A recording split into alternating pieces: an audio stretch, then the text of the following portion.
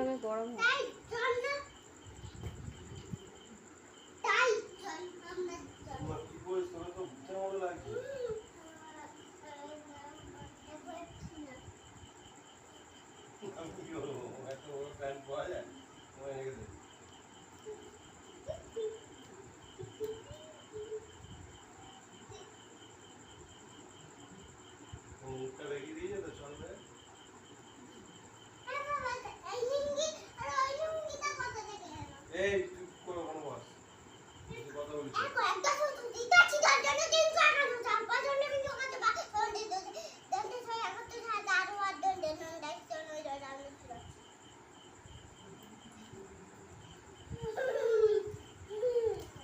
ঘি হয়ে গেছে, গরম হয়ে গেছে, তেল দাও।